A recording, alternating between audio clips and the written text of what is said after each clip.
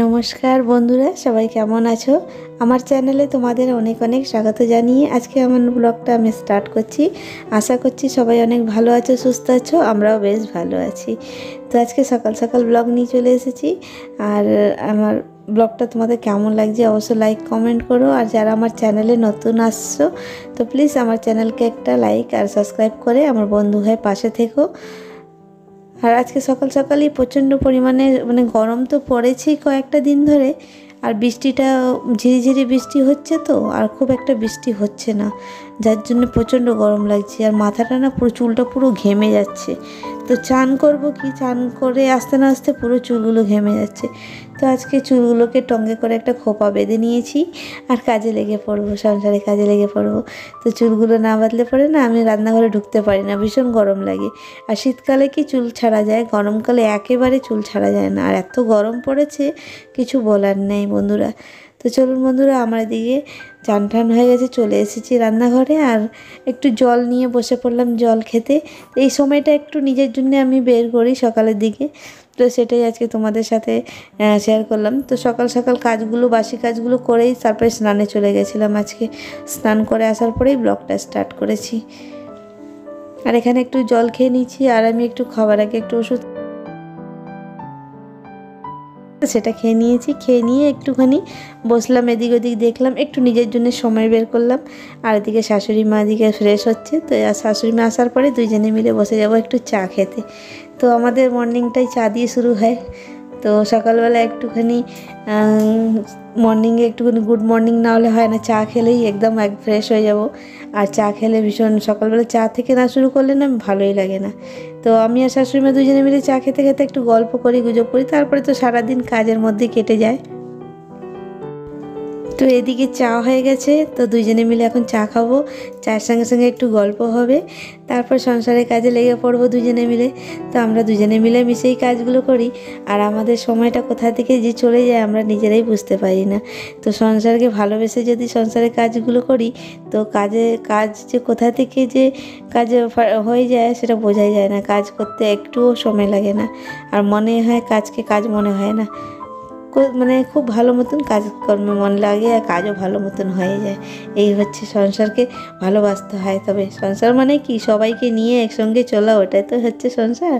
তো যাই হোক, আমার শাশুড়ি মা যেভাবে বলে আমি শুনি। আর সবাইকে নিয়ে এগিয়ে যাওয়া, সবাইকে নিয়ে সংসার করা মানেই তো সংসার, তাই না?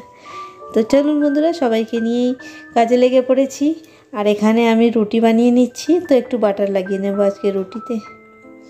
তো এক এক দিন এক এক রকম করি, কখনো তেল লাগাই, কখনো আবার শুকনো রুটি করি, কখনো হয়তো এই বাটার লাগিয়ে নিই। আর কালকে না একটু উশাল বানিয়েছিলাম, তো উশালটা তরকারিটা ছিল, তো আজকের তরকারি বানাবো না, সেই তরকারি দিয়েই হয়ে যাবে। তো কাজ করতে করতে আর এদিকেও কিছু কিছু নিজের জন্য কাজগুলো করে ফেললাম। তো এদিকে ব্রেকফাস্ট বানানোর পরে চলে গেছিলাম একটুখানি নেল পলিশ পরতে। তোমরা হাসবে, কাজ করতে করতে কে চলে যায়। হ্যাঁ গো বন্ধুরা, সময় অনেকটা ছিল, তো ডাল ভাতটা দিকে বসিয়ে দিয়েছি। আর আজকে বানাবো চিকেন, তো ভাবলাম ডাল ভাতটা বসিয়ে দিয়ে একটুখানি আধা ঘন্টার জন্য একটুখানি চট করে গিয়ে নেল পলিশ পরে এসেছি, জানো তো। আর হাতটা যেন খালি খালি লাগছিলো, নখগুলো ভালো লাগছিলো না, তো একটু নেল পলিশটা পরে চলে এসেছি। আর এদিকে ডিম নিয়ে এসেছিলাম, দেখুন বন্ধুরা। আর ডিমটা না প্যাকেটের মধ্যেই রয়ে গেছে, তো ভাবলাম ডিমটাকে একটু বের করে একটু ধুয়ে নিই। তো ডিমটা বের করে একটু ধুয়ে নেব এটা। আর জানো তো, ডিমটা বের করতে গিয়ে একটা ডিমটা না আমার হাত দিয়ে একটু ফেটে গেছিলো। তো যাই হোক, সেটাও রেখে দিলাম। আর সাবধানে কাজ না করলে যা হয়, তাড়াহুড়া করতে গেছিলাম আর ডিমটা না একটা ফেটে গেছে। তো এই ডিমগুলোকে একটুখানি ধুয়ে রেখে দেবো, পরে ফ্রিজে ঢুকিয়ে দেবো।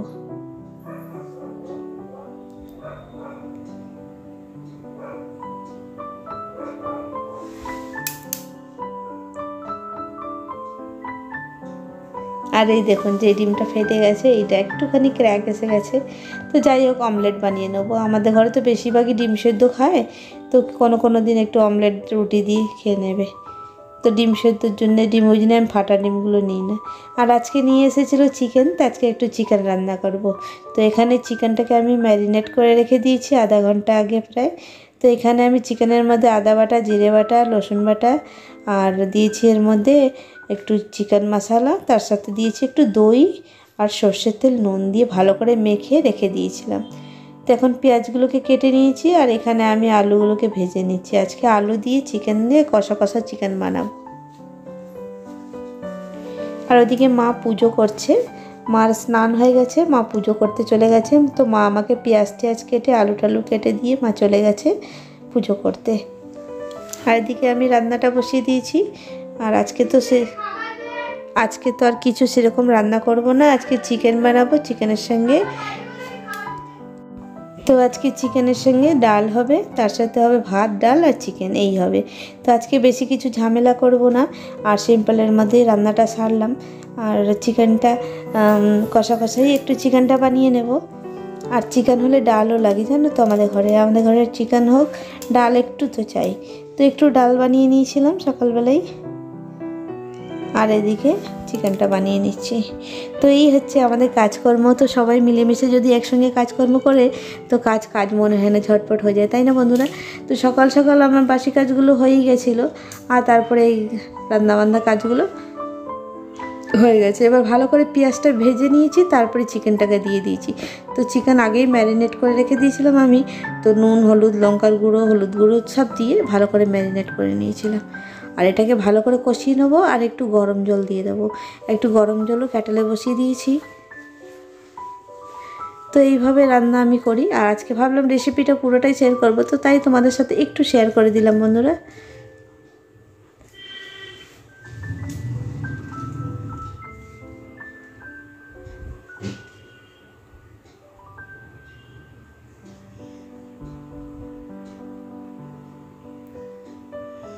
আর একটু পরিমাণ মতো নুন দিয়ে দিয়েছি।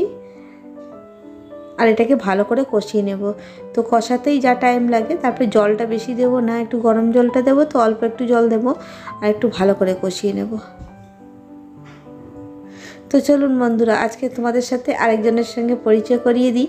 আর এই দেখুন, এটা হচ্ছে ধনেপাতা। কোথায় নিয়ে যাচ্ছি চলো দেখতে পাবে, কোথায় নিয়ে যাচ্ছে। এখন ধনেপাতা নিয়ে যাচ্ছি কাকে দিতে জানো? এই দেখো, এটা হচ্ছে আমার ককটেল। তো ককটেল মিঠু হচ্ছে, এটা এক রকমের মিঠুরই জাতি, প্যারট আর কি। তো এটা ধনেপাতা খেতে এত ভালোবাসে। তো আজকে আমরা যদি ভালো মন্দ খাই, তো ওর জন্য একটু ভালো মন্দ দিতে হবে, তাই না? ওরাও আমাদের ফ্যামিলি মেম্বার। তো ও ধনেপাতা খেতে ভীষণ ভালোবাসে, অন্য কিছুর থেকে ধনেপাতা ভীষণ ভালো খায়। আর এটা না দুটো ছিল আমাদের, জানো তো, একটা না মারা গেছে, আর একটা রয়েছে। আর তোমরা অবশ্যই এর ডাক শুনেছো আমার ভিডিওতে। ও কিন্তু প্রায়, আমি যখনই কথা বলি, যখনই আমি এডিটিং করি বা আমি ভিডিও করি, ও কিন্তু খুব ডাকতে থাকে। ওর কিন্তু আওয়াজ তোমরা পেয়ে থাকবে। আর ভীষণ খেতে ভালোবাসি ধনেপাতা, আর দানা খায়। আর এর সঙ্গে যে জুড়ি ছিল, সে তো মারা গেছে। তো সে মারা যাওয়ার পরে না একেবারে চুপচাপ হয়ে গেছে, বেশি কথা বলে না। নাহলে আগে খুব টকিংও করতো, নাম ধরে ডাকতো, মিঠু মিঠু বলতো, সবারই নাম ধরতো প্রায়। তো দুইজন থাকলে যা হয়, একজন চলে গেছে তো একলা হয়ে গেছে। কিন্তু যাই হোক, আছে, যতদিন আছে একটু যত্ন করে রাখছি আমরা। একটু ধনেপাতা দিয়ে দিয়েছি, ভীষণ খেতে ভালোবাসে। তো চলুন বন্ধুরা, আবার চলে এসেছি এখানে। মাংসটা ভালো করে কষানো হয়ে গেছে, চিকেনটা কষিয়ে এবার দিয়ে দেবো একটু জল। তো এই হচ্ছে আজকে সিম্পলের মধ্যেই রান্নাবান্না কমপ্লিট করে দিলাম। আর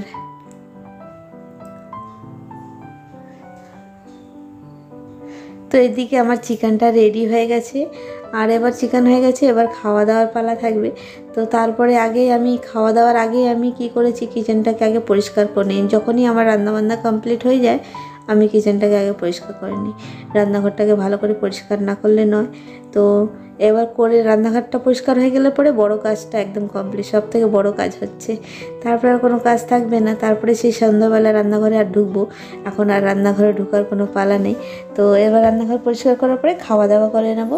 তারপরে তো নিজেদের যেই কাজগুলো টুকি থাকে, তো আমি তো টুকিটাকি কাজ অনেকগুলো করি।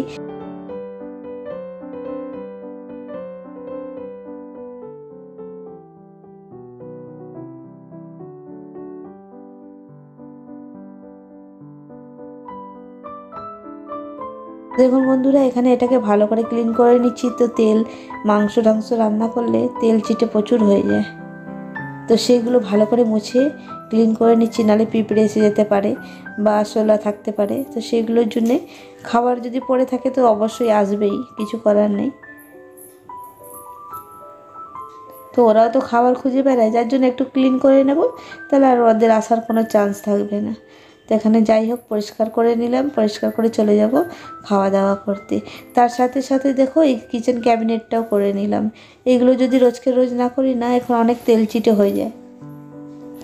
যেহেতু এখানে রোজ আমরা খুলি, রোজ আমাদের তেলে হাতে বা আটা হাতে রোজ আমাদের টানা হিজড়া করতেই হয়। এগুলো বাসন বের করতে হয়, রান্না করতে করতে ফট করে কিছু বের করতে হয়, তো এগুলো নোংরা হতেই থাকে। তো একবার করে মুছে নিই, তারপরে কি মুছে নিলে কি ডিপ ক্লিন যখন করব তখন অতটা কষ্ট হয় না। রোজকে রোজ মুছলে ডিপ ক্লিন করতে গেলে বেশি খাটনি পড়ে না।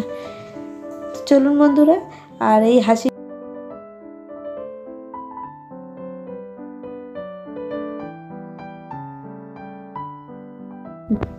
রান্নাঘরটা একদম নিট অ্যান্ড ক্লিন হয়ে গেছে। চলুন এবার খাওয়া দাওয়ার পালা। তো এবার আমরা খাওয়া দাওয়া করব। তাহলে চলো দেখতে থাকো আজকের ব্লগটা, আশা করছি নিশ্চয়ই তোমাদের ভালো লাগবে।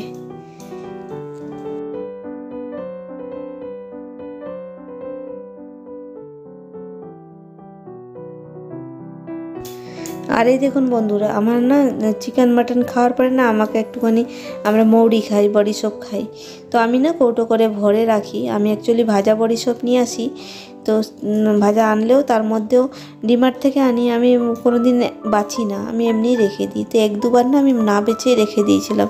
তো একবার মুখে না খোঁচা লেগে গেছিলো, এই কাঠিটা বড় বড় কাঠি থাকে এর মধ্যে, জানো তো। আর তার মধ্যে থাকে অনেকটা মানে ধারালো ধারালো, মানে কাঠিগুলো থাকে। একদিনকে তো আমি তারও পেয়েছিলাম। তো সেই থেকে আমার মনে না একটু ভয় লেগে গেছে। যখনই আমি বড়িসপ আনি আগে একটুখানি ভালো করে বেছে নিই, না বেছে আমি মুখে দিই না। তো তোমাদেরও বলছি সত্যি এটা বেছে নিয়ে মুখে দেওয়া উচিত। যদি খেতে খেতে যদি একটা গালে বা কোথায় জিভে যদি একটা লেগে যায় বা আটকে যায়, তো বিরাট বড় ক্ষতি হতে পারে। এই জন্যে আমার একবার লেগেছিল বলে জিভের দাঁতের মধ্যে, তো সেই তখন থেকে আমি না ভীষণ কেয়ারফুলি হয়ে গেছি। আমি যখনই আনি আমি আগে একটু বেছেই নিই। কেন আমি ভাবি কি ডিমার্ট থেকে আনছি বা বড় দোকান থেকে আনছি তো ফ্রেশ হবে, কিন্তু না বন্ধুরা, তার মধ্যেও থাকে জানো তো। তো আমি ভালো করে এটা বেছে নিচ্ছি, বেছে এগুলোকে বের করে নিচ্ছি। তো এইগুলো তো আমরা ভেজে মানে আমরা তো এমনি ফট করে মুখে দিয়ে দিই, হয়তো কিছু খাওয়ার পরে একটু মুখে দিয়ে দিলাম মুখ ফ্রেশনেসের জন্যে। কিন্তু তার মধ্যে যদি চলে যায় একটা বা খোঁচা লেগে যায়, দেখেছো কত ধারালো ধারালো এগুলো।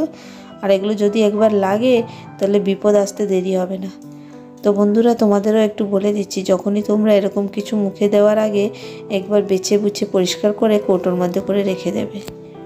আর এই দেখুন তোমাদের বাইরে নিয়ে চলে এসেছি কেন জানো তো, এই দেখো আমাদের বিড়ালটার শোয়ার জায়গাটা দেখেছো, মানে ঘরে দিই না বলে ও এসে এখানে শুয়ে থাকে, আর জায়গা আর পায়নি। দেখো গাছের গোড়াটা শুয়ে আছে। আর এটা হচ্ছে টগর ফুলের গাছের গোড়া, আর এই গোড়ার মধ্যে সে রোজ শুয়ে থাকে জানো তো। আর এখানে একটু কলমি শাক মা বসিয়ে রেখেছিল, দেখো কি সুন্দর হয়েছে। আর গাছগুলো বৃষ্টি পড়াতে, মানে একটুখানি বৃষ্টি হয়েছে তাতেই গাছগুলো একটু মানে তাকানোর মতন হয়েছে, খুব সুন্দর হয়েছে। আর এটা হচ্ছে কারি পাতা গাছ, যখন তখন হাতের কাছে খুবই প্রয়োজন পড়ে কারি পাতা, তো দোকানে দৌড়াতে হয়, মনে হয় যদি না থাকে তো একটা গাছ থেকে ছিঁড়ে আর রান্নার কাজে লাগিয়ে দিলাম। তো চলুন বন্ধুরা, আর এটা হচ্ছে লেবু গাছ, তো জানি না লাগিয়েছি হবে কি হবে না তাও জানি না, দেখা যাক কত দূর এগোতে পারি লেবু গাছটা। আর চলুন বন্ধুরা, আজকে একটু বাগানটা, তোমাদের ছোট্ট বাগানটা একটু ঘুরিয়ে দিলাম। তো আজকের ব্লগটা তোমাদের কেমন লেগেছে অবশ্যই কমেন্ট করো। আর আজকের ব্লগটা এখানে এন্ড করছি, আশা করছি ভালো লেগেছে। আবার নতুন ব্লগে খুব শীঘ্রই দেখা হবে।